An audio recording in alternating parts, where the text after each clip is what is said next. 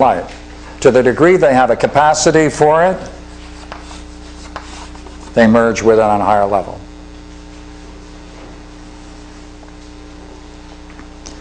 Have you noticed how often he's talking about sin, about faith,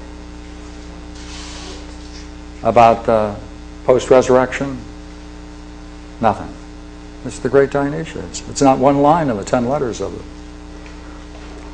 But each class of beings around God, let's talk about each class.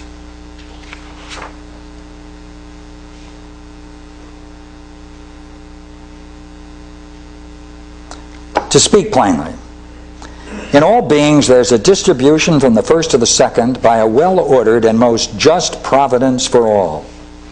Consequently, it is those who have been arranged by God to rule over others who must distribute what is fitting first to themselves and then to their inferiors.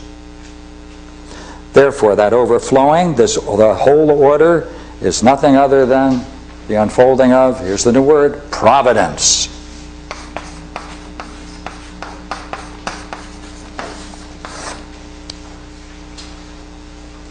Has nothing to do with conversion, has nothing to do with sin, has nothing to do with repentance, has to do with one's ability to be receptive to the inflowing light from the higher levels of reality. And now he's going to go into, now he wants to now talk about how all this relates to the soul of man, so he's going to get a hierarchy in the soul of man. And he's going to have reason, he's going to have passion, he's going to have appetites, and that comes right out of Plato's Republic.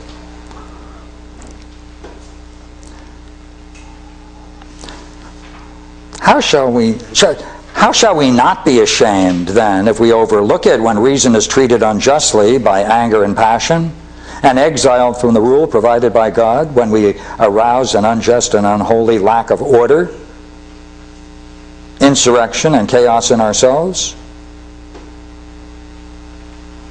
Basic rule. It's improper for one who has not set his own house in order to govern the house of God. For he has governed himself, will govern another. He who governs another will govern a house. He who governs a house, a city also. And who governs a city, a nation. And that comes out of Plato's Republic.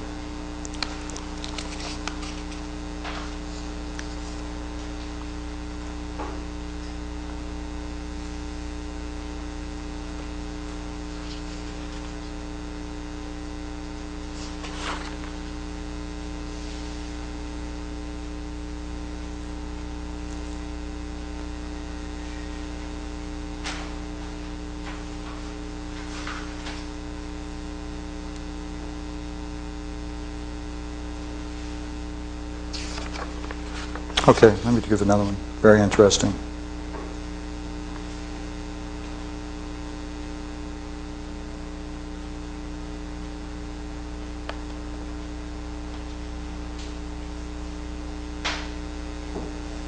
This is that story I mentioned before. But you, having met that fellow who was beginning to look up towards illumination, and having given him a blow to the cheek as he was coming towards you in much modesty, you boldly spurned him. He, the very man for whom Christ in his goodness was looking when wandering on the mountain, and whom he calls when fleeing, and whom he takes as soon as found on his shoulders. Let us not then, I beg, let us take counsel. Let us not, I beg, let us not take counsel badly on our own behalf or turn the sword against ourselves. For those who undertake to injure anyone, or on the contrary, to take their true welfare in hand, do not always accomplish the things they desire by associating themselves with evil or with good.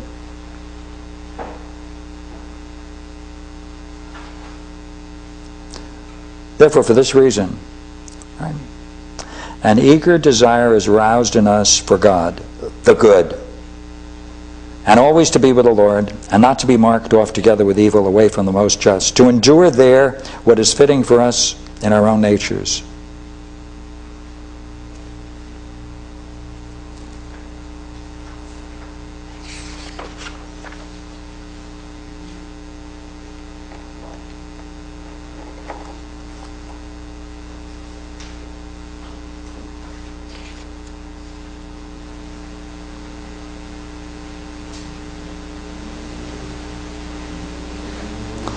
There isn't one line in this entire work that deals in any way with a Pauline doctrine.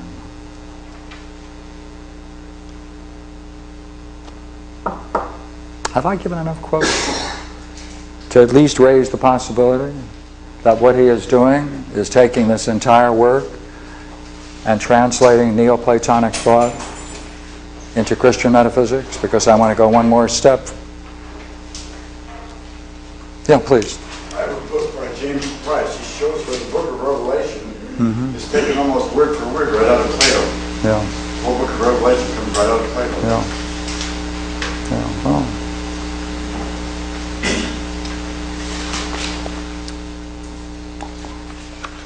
Okay. I would now like to go into. Okay. No. Remember now, we have not in any way dealt with why it's there. Why 8, the monk is there. But clearly that monk is talking in the language that we're now familiar with, aren't we? This is letter 8. Yes, all letter 8. All letter 8. There is one sentence in Pseudo-Dionysius' writings that just stands out, and he says, the monk, the highest monk, is preparing himself for philosophy and intellectual contemplation.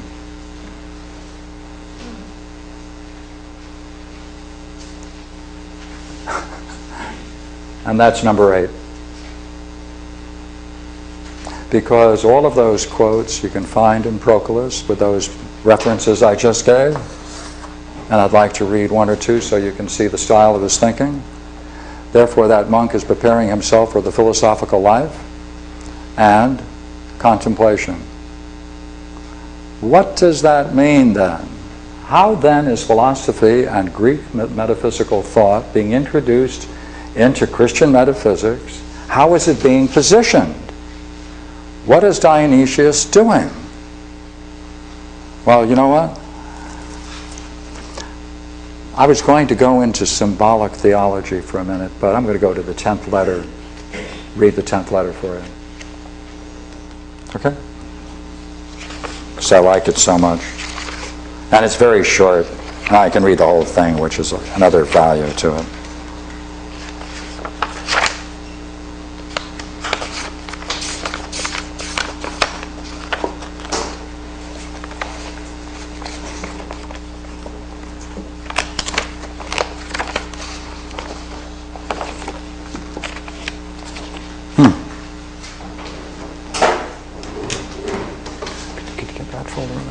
I got it. Never mind.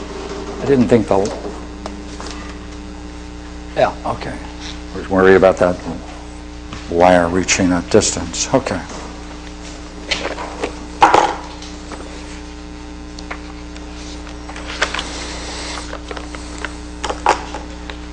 Letter 10. To John the theologian, the apostle, the evangelist, in exile on the island of Patmos, I address your holy soul, O beloved one, and it is my privilege to be closer to you than others. First point, right? Closer to him than to others. Greetings, truly beloved, especially beloved of that which is really the object of love, desire, and affection. What is remarkable in the fact that Christ proclaims the truth, and the unjust drive his disciples